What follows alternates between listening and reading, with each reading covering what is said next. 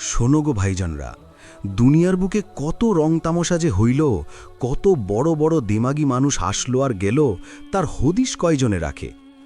আজ তোমাদের এমন একখান কিস্সা শোনামো যা শুনলে কলিজাটা হু হু করে উঠব। তোমরা তো টাইটানিক জাহাজের নাম শুনছো, তাই না? সেই যে এক বিশাল লোহার পাহাড় যা নাকি পানির ওপর ভাসত। কিন্তু সেই জাহাজ নিয়া মানুষের মনে যে কত বড় অহংকার আসিল, আর সেই অহংকারের বদলে আসমানি কি গজব নাইমা আসছিল, এই কথা কি জানো? কোরআন শরীফে আল্লাহ পাক বারবার কইছেন, যখনই মানুষ নিজেরে অনেক বড় কিছু মনে করছে, তখনই তার কপালে দুঃখ নাইমা আইছে। আজ সেই টাইটানিকের করুণ কাহিনী শোনো, একদম শুরু থেইকা। সেই অনেক বছর আগের কথা। ভিন দেশের কত বড় বড় ইঞ্জিনিয়ার আর ধনী মাইনসেরা মিল্লা ঠিক করল তারা এমন একখান জাহাজ বানাইব যা দুনিয়া আগে কোনো দিন দেখে নাই। তাদের মনে বড় আশফালানি, বড় দিমাগ। তারা রাত দিন এক কইরা লোহার ওপর লোহা পিটাইয়া এক বিশাল দালানের মতো নাও খাড়া করল। সেই নাও নাকি এত মজবুত যে সাগরের কোনো তুফান, কোনো ঢেউ তার কিচ্ছু করতে পারব না। এই যে মাইনসের মনের মধ্যে একটা ভাব আইসা পড়ল যে তারা কুদরতের চাইতেও বড় হয়ে গেছে, এইখানেই হইল আসমানি গজবের শুরু। তারা মুখে মুখে বলতে লাগল, এই জাহাজরে স্বয়ং খোদা তাল্লাও ডুবাইতে পারব না, নাউজুবিল্লাহ। ভাইরে, মাটির তৈরি মানুষ হইয়া আসমানের মালিকরে এমন ট্যাক্কা দেওয়া কি চারটিখানি কথা? এই কথাটাই ছিল কাল। আল্লাহ তো সব শোনেন, সব দেখেন। মানুষের এই বুক ফুলানো দেমাগি তাদের কাল হইয়া দাঁড়াইল। জাহাজটা যখন বানানো শেষ হইল, তখন তার রূপ দেইখা মানুষের চোখ ধাঁধাইয়া গেল। কত হাজার হাজার কামলা যে দিন রাত ঘাম ঝরাইয়া এই লোহার কঙ্কালটারে সাজাইছে, তার হিসাব নাই। জাহাজের ভেতরটা ছিল রাজপ্রাসাদের মতো। মখমলের বিছানা, ঝাড়বাতি আর হরেক রকমের খানাপিনা। বড় বড় সাহেবরা তাদের বিবি বাচ্চাদের নিয়া সেই জাহাজে ওঠার লাইগা পাগল হয়ে গেল। তারা ভাবছিল, এই বুঝি জান্নাত দুনিয়াতে নাই মাইছে। কিন্তু তারা তো জানে না, আজরাইল আলাইহিসসালাম হয়তো কোনো কোণে বৈশা মুচকি হাসতেছেন। কারণ হুকুম তো আগেই হয়ে গেছে, যখনই মানুষ সীমানা ছাড়াইয়া যায় তখন কুদরত তারে ছাড়ে না। এই জাহাজটা যখন প্রথম সাগরে ভাসানোর দিন আইল, তখন তীরের হাজার হাজার মানুষ হাততালি দিয়া খুশিতে নাইচা উঠল। তারা ভাবল তারা সাগর জয় কইরা ফেলাইছে। কিন্তু সাগরের নিচে যে আল্লাহ কি লুকাইয়া রাখছেন, হেই খবর তো আর কেউ জানে না।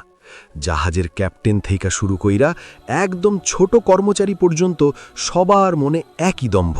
তারা মনে মনে হাসে আর কয়, আমাদের এই নাও তো কোনোদিন ডুবব না। এই যে কোনোদিন ডুবব না বলার মধ্যে কত বড় কুফরি ছিল, হেইটা তারা একবারও ভাইবা দেখে নাই। জাহাজের ভেতরে চলতে লাগলো আমোদ ফুর্তি। দামি দামি আতর আর খুশবুতে জাহাজ গিজগিজা করতেছে। বড়লোক মাইনসেরা সোনা দানা গয়না পইরা জাহাজের ডেকে হাইটা বেড়ায়। তাদের পায়ে যেন মাটির স্পর্শ লাগে না। গরিব মানুষও কিছু ছিল জাহাজের নিচের তলায়, যারা রুজি রোজগারের আশায় বা একটু ভালো থাকার আশায় সেই জাহাজে পা দিছিল। কিন্তু হায়রে কপাল, আসমানি গজব যখন আসে তখন তো আর বাজবিচার কইরা আসে না।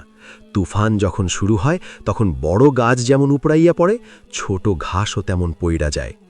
কোরআনে আল্লাহ বলছেন ফেরাউনের কথা, নূহ নবীর প্লাবনের কথা। সেই সব কিস্সার সাথে এই টাইটানিকের কত মিল একবার ভাইবা দেখো। যখন নূহ নবীর কওমের মানুষরা পাহাড়ের ওপর উইঠা বাঁচতে চাইছিল, তারা ভাবছিল পাহাড় তাদের পানি থেকে বাঁচাইব। কিন্তু আল্লাহর হুকুমের সামনে কি কোনো পাহাড় টেকে? ঠিক তেমনি টাইটানিকের মাইনসেরা ভাবছিল এই লোহার পাহাড় তাদের সাগরের থেকে বাঁচাইয়া রাখব। তারা কুদরতরে চ্যালেঞ্জ কইরা বসল। জাহাজটা যখন নীল সাগরের বুক চিরে সামনের দিকে আগাইয়া যাইতেছিল, তখন চারিদিকে খুব শান্ত পরিবেশ, একদম আয়নার মতো পরিষ্কার পানি। কিন্তু সেই শান্তির আড়ালে যে কত বড় বিপদ ঘাপটি মাইলা আসিল, তা কেউ টের পায় নাই। টাইটানিকের সেই বিশাল ইঞ্জিনগুলো যখন ধকধক করে চলতেছিল, তখন মনে হইত যেন একটা জ্যান্ত দানব পানির ওপর দিয়া দৌড়াচ্ছে। ইঞ্জিনিয়াররা কইত, এই জাহাজ যদি মাঝখানে ফাইটা দুই টুকরাও হয়ে যায় তাও ভাসব। মানুষের বুদ্ধি কতটুকুরে ভাই!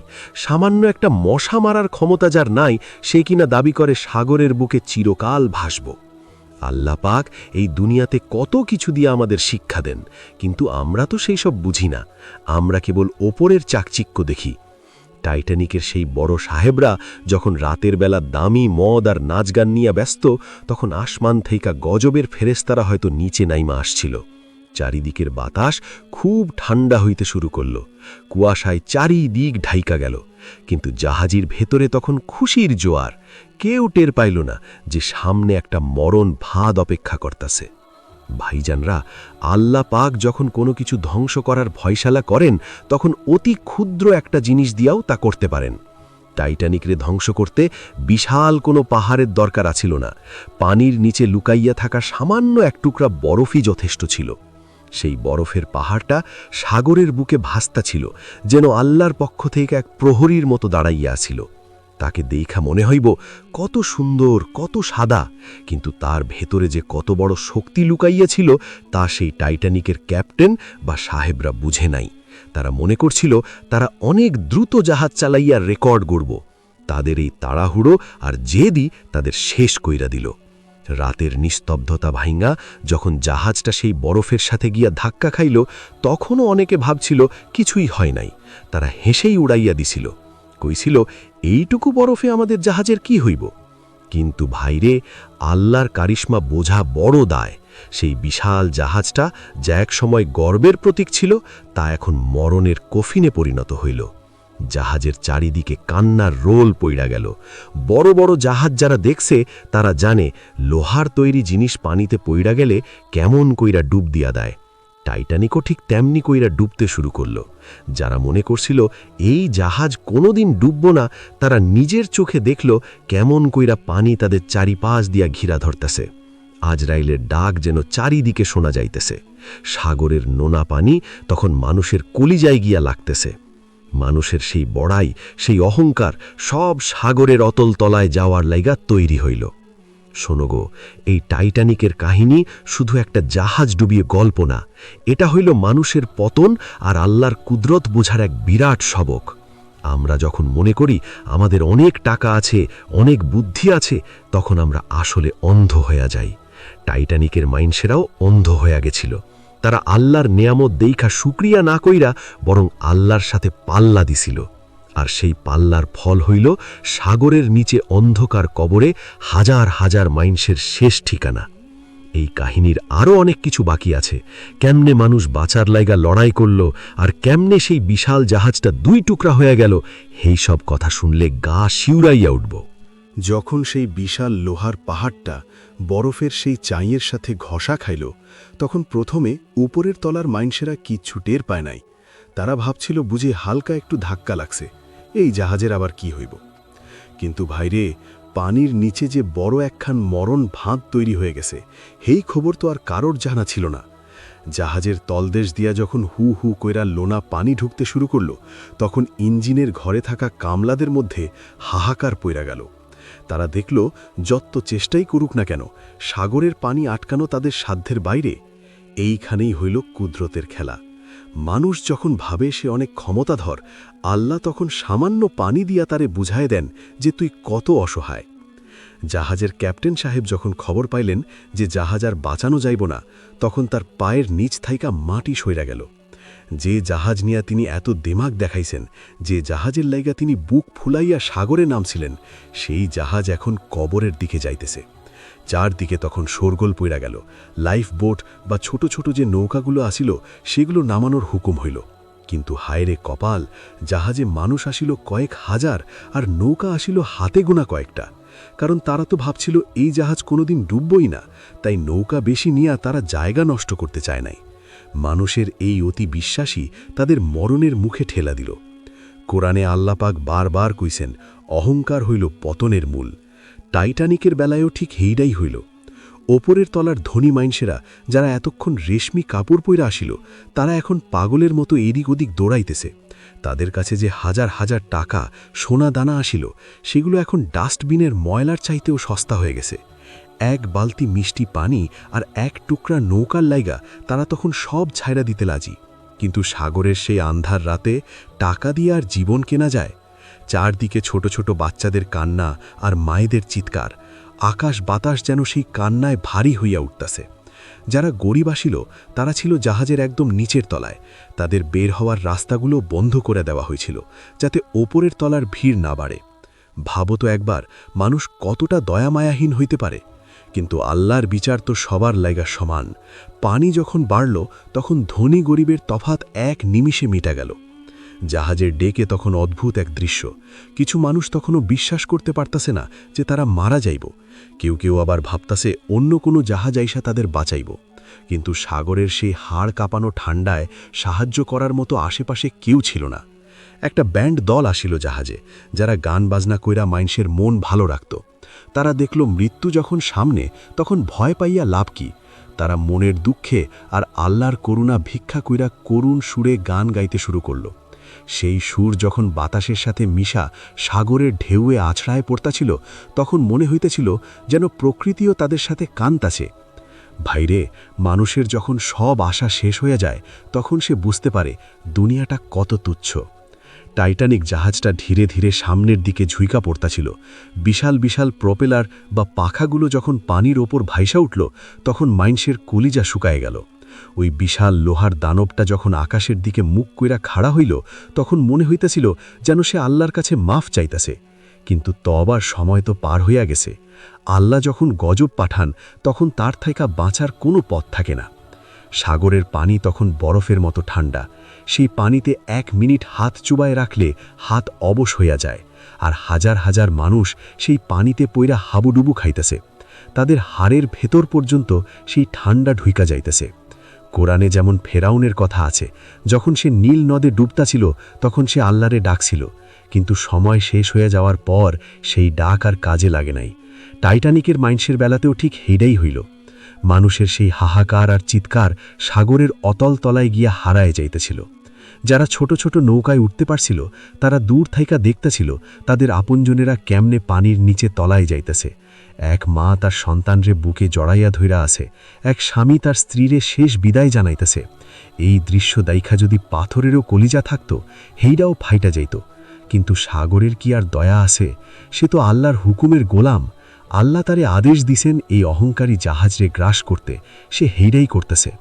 টাইটানিক যখন মাঝখান দিয়া মটাত কইরা ভাইঙা 2 টুকরা হয়ে গেল, তখন যে বিকট আওয়াজ হয়েছিল, হেইডা শুনলে মনে হইব যেন আকাশ ভাইঙা পড়তেছে। লোহার তৈরি সেই বিশাল প্রাসাদটা যখন 2 ভাগ হইল, তখন হাজার হাজার মানুষ ছিটকাইয়া সাগরে পড়ল। সেই আন্ধার রাতে লোনা পানিতে তারা খড়কুটার মতো ভাসতে লাগল। ওদিকে জাহাজটা ধীরে ধীরে পানির নিচে চলে যাইতেছে।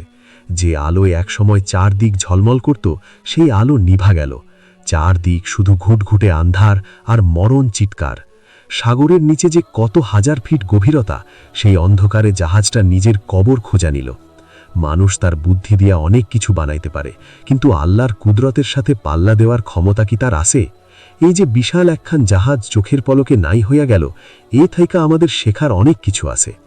সাগরের তলায় যখন জাহাজটা গিয়া ঠেকল, তখন ওপরের পানিতে হাজার হাজার মানুষ বাঁচার লাইগা লড়াই করতেছে। এক একটা মানুষের নিঃশ্বাস যেন আগুনের মতো জ্বলতাছে সেই ঠান্ডায়।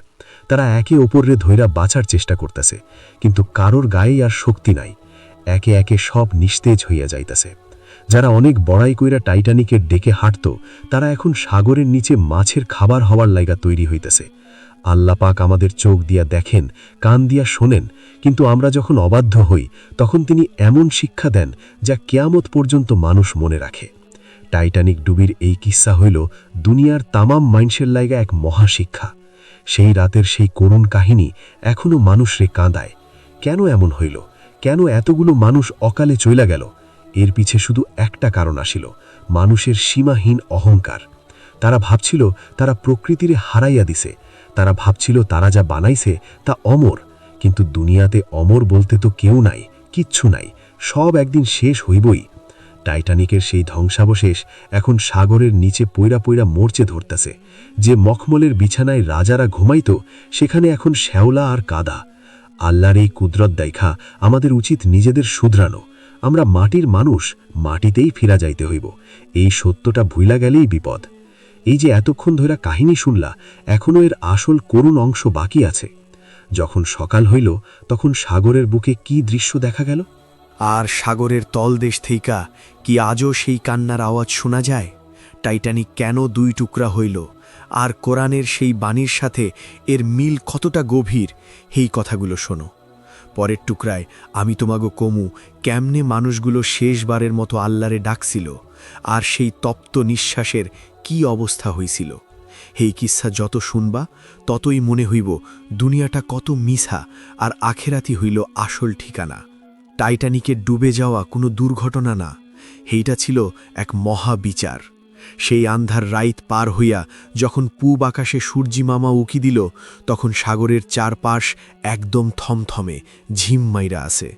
কে কইব যে কয়েক ঘন্টা আগেও এখানে হাজার হাজার মাইনষের জান বাঁচানোর চিৎকার আর কান্নায় আসমান ফাইটা যাচ্ছিল? সাগর তখন একদম আয়নার মতো শান্ত, যেন সে কিছুই জানে না, যেন তার বুকে কোনো পাপ হয় নাই। কিন্তু সেই শান্ত পানির নিচেই হাজার হাজার ফিট গভীরে রইয়া গেল মাইনষের সেই বড় বড় দেমাগ আর আকাশচুম্বী অহংকার। ভাইরে, টাইটানিক যখন ভাঙা কলিজা নিয়া সাগরের তলায় গিয়া ঠেকল, তখন তার সাথে তলাইয়া গেল সেই সব মানুষের শান শওকত যারা ভাবছিল তারা কুদরতরে জয় কইরা ফালাইছে। আল্লাপাক কোরআন শরীফে কত সুন্দর কইরা কইছেন যে সাগরে যে বড় বড় জাহাজগুলো পাহাড়ের মতো চলে, সেইগুলা আল্লাহর এক একটা বড় নেয়ামত।